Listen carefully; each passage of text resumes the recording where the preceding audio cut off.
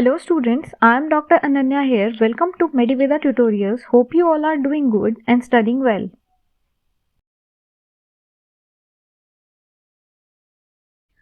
This video is from subject Padarth Vigyan as some of the students were requesting video from Padarth Vigyan. So here it is. We are starting a series side by side for the Padarth Vigyan. The video is for the topic Ayurved Nirupan. After watching this video, you will not have to check any other notes. The content in this video for the topic is very enough. I am always trying to provide you the best for the topic and the best content. So please support the channel, subscribe it and share it. Now starting with the topic, पदार्थ शब्द की व्युत्पत्ति क्या है? पदार्थ शब्द दो शब्दों से मिलकर बना है, पद जमा अर्थ। पद का मतलब है शब्द, अर्थ का मतलब है शब्द से ज्ञात होने वाली वस्तु। अगर इसकी डेफिनेशन देखें तो पदस्यार्थ पदार्थ, पद के अर्थ को पदार्थ कहते हैं। अगर पदार्थ के हम लक्षणों की बात करें तो पदार्थ के 3 लक्षण होते हैं, अस्तित्व, अभिधेयत्व और ज्ञेयत्व। अभी ये मैं बताऊंगी डिटेल में कि इन तीनों का क्या अर्थ है। अस्तित्व, इसका अर्थ है पदार्थ की सत्ता होती है, इसका मतलब कोई भी जो चीज है वो रियलिटी में एग्जिस्ट करती है।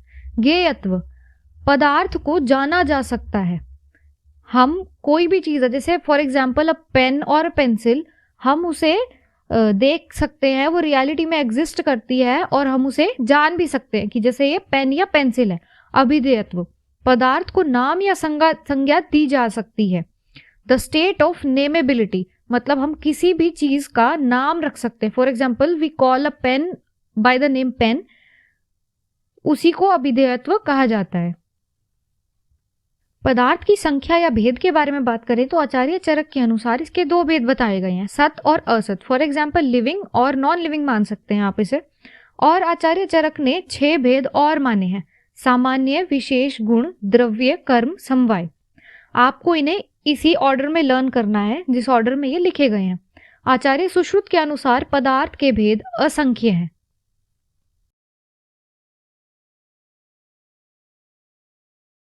वैशेषिक दर्शन के अनुसार पदार्थ के संख्या या भेद 6 ही बताए हैं, द्रव्य, गुण, कर्म, सामान्य, विशेष, समवाय। इन्हें भी आपको इसी सेम ऑर्डर में लर्न करना है। वैशेषिक दर्शन क्या है वो हम दर्शन की वीडियो में जानेंगे।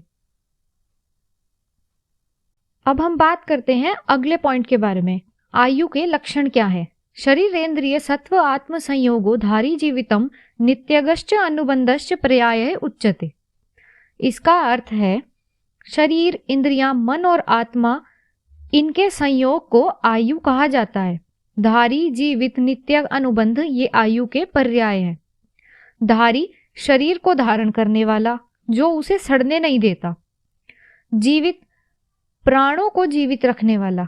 नित्य, नित्य ही क्षण क्षण में गतिशील होते हुए चलने वाला। अनुबंध, पूर्व काल के जीवन को उत्तर काल के जीवन से शरीर आदि संयोग रूप में बांधे रखता है।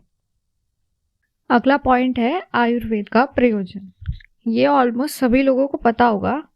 स्वस्थस्य स्वस्थाय रक्षणम, आतुरस्य विकार प्रशमनम च। आयुर्वेद के उद्देश्य क्या है? रोगी के रोग को खत्म करना, आरोग्य और स्वस्थ के स्वास्थ्य को बनाए रखना। ठीक है, आयुर्वेद के अब हम लक्षण देखेंगे क्या होते हैं। हिताहितम सुखम दुखम आयुस्तस्य हिताहितम मानम च तच्च यत्रोक्तम आयुर्वेद स उच्यते।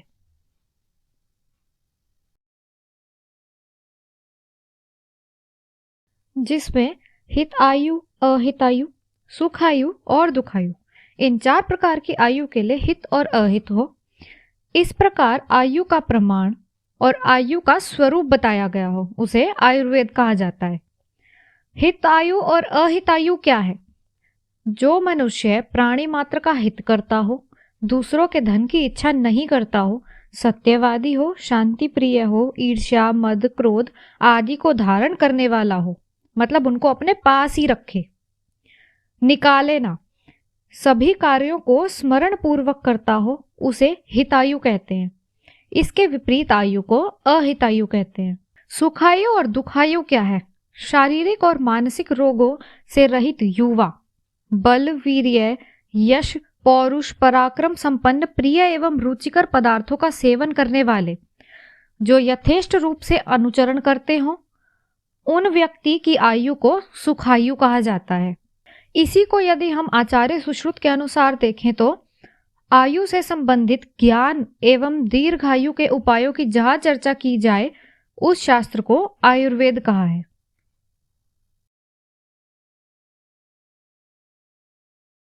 स्टूडेंट्स, यहां से हम शुरू करते हैं सिद्धांत प्रकरण। सिद्धांतो नाम स यह परीक्षकय बहुविधम परीक्षय हेतुभिश्च साधयित्वा स्थाप्येत निर्णय, जिसे अनेक प्रकार से परीक्षा करके तर्कों द्वारा सिद्ध करके स्थापित किया जाए वह एक सिद्धांत है। सिद्धांत माने कि हम एक फैक्ट भी कह सकते हैं। सिद्धांत के प्रकार क्या है? आयुर्वेद में 4 प्रकार के सिद्धांत बताए हैं: सर्वतंत्र, प्रतितंत्र, अधिकरण, अभ्युपगम।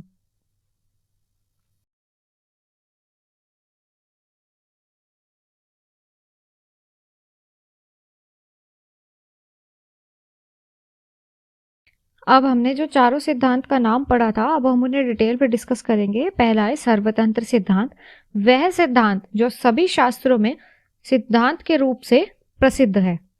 सर्वतंत्र सिद्धांत वह सिद्धांत है जिसे सब विद्वान मानते हैं अथवा जो सर्वसम्मत है, जैसे रोगों के कारण है, साथ ही रोगों की चिकित्सा है, मतलब जिन्हें सब मानते हैं। दूसरा है प्रतितंत्र सिद्धांत। वह सिद्धांत जो भिन्न शास्त्रों में भिन्न रूप से पाया जाता है, जैसे किसी ने रसों की संख्या 6 मानी है तो किसी ने 8 मानी है। तीसरा सिद्धांत है अधिकरण सिद्धांत। जिस विशेष विषय का विवरण प्रस्तुत किया जाता है उसमें उसी विषय से संबंधित दूसरे सिद्ध अधिकरण का प्रस्तुत किया जाना अधिकरण सिद्धांत है। जैसे कि गृहिणी प्रकरण में अग्नि का विवरण, मतलब हम एक चीज के बारे में डिस्कस कर रहे हैं और एक चीज के बारे में डिस्कस करते हुए उससे रिलेटेड दूसरी चीज का उस बताना उसी चीज में, वो अधिकरण सिद्धांत के अंडर आता है। चौथा सिद्धांत है अभ्युपगम सिद्धांत। यदि किसी अप्रमाणित, अपरीक्षित, अनुपदिष्ट, अहेतुक बात को वैद्यगण वाद विवाद के समय मान लेते हैं उसे अभ्युपगम सिद्धांत कहते हैं। जैसे कभी द्रव्य को प्रधान मानकर कहेंगे तो कभी गुण को।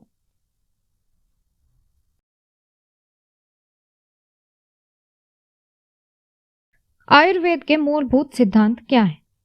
किसी भी शास्त्र को समझने के लिए उसके सिद्धांतों को समझना आवश्यक है।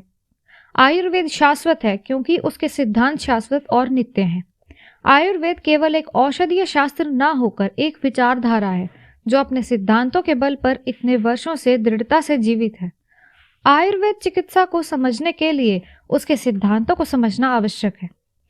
चिकित्सा शास्त्र केवल औषधियों पर नहीं बल्कि सिद्धांतों पर निर्भर होता है। आयुर्वेद के सिद्धांत सर्वदा अपरिवर्तनीय होते हैं। आयुर्वेद के कुछ प्रमुख सिद्धांतों के बारे में जानेंगे।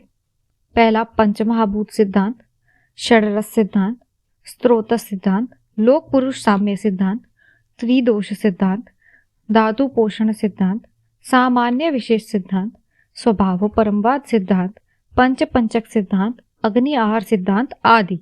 अब हम जो प्रमुख सिद्धांत हैं उनमें से कुछ के बारे में डिटेल में पढ़ेंगे। पंचमहाभूत सिद्धांत यह एक सर्वतंत्र सिद्धांत है, मतलब जिसको सभी ने माना है। आयुर्वेद के अनेक सिद्धांतों का यह आधारभूत सिद्धांत है। आकाश, वायु, अग्नि, जल और पृथ्वी, इनको पंचमहाभूत कहते हैं, ये सबको पता है। संसार के अनेकानेक द्रव्य इन महाभूतों से बनते हैं। जो भी संसार में द्रव्य मौजूद है वो सारे इन्हीं महाभूतों से बने हुए हैं। शब्द, स्पर्श, रूप, रस और गंध, यह 5 इंद्रियां ग्राह्य गुण हैं।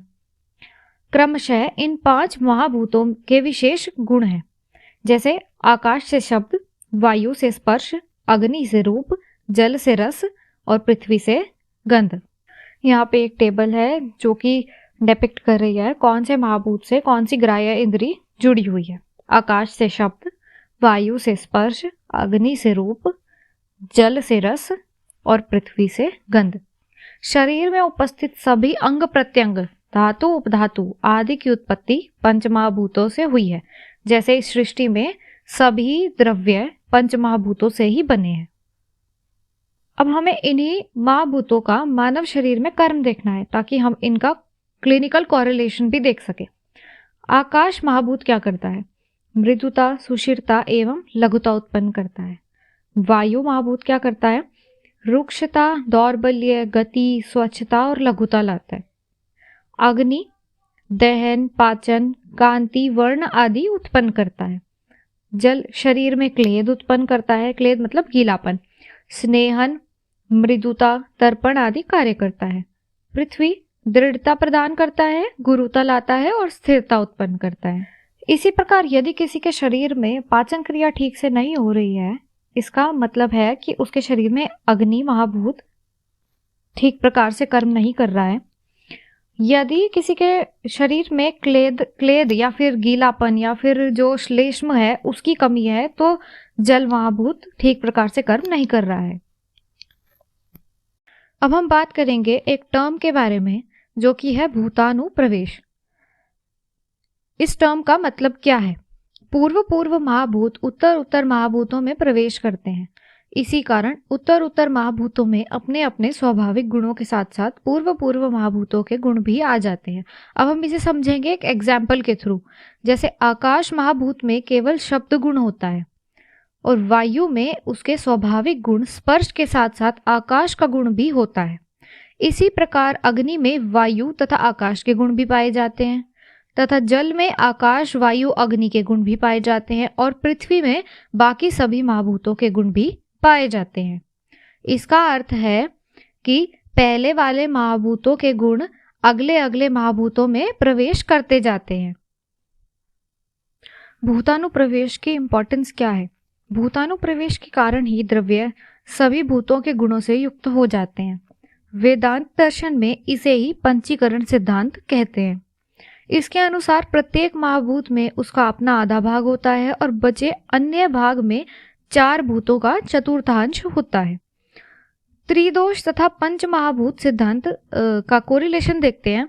वात दोष में वायु और आकाश की प्रधानता होती है। इसका मतलब है कि वात दोष वायु और आकाश से उत्पन्न होता है। पित्त दोष जो है वो अग्नि से उत्पन्न होता है और कफ दोष जल और पृथ्वी से उत्पन्न होता है।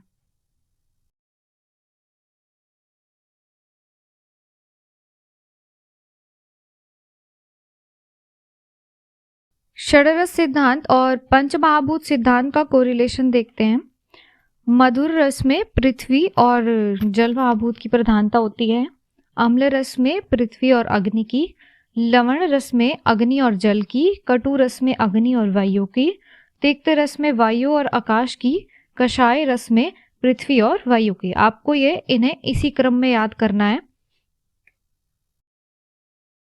त्रिदोष सिद्धांत की उपयोगिता। त्रिदोष सिद्धांत की आयुर्वेद में इंपॉर्टेंस क्या है?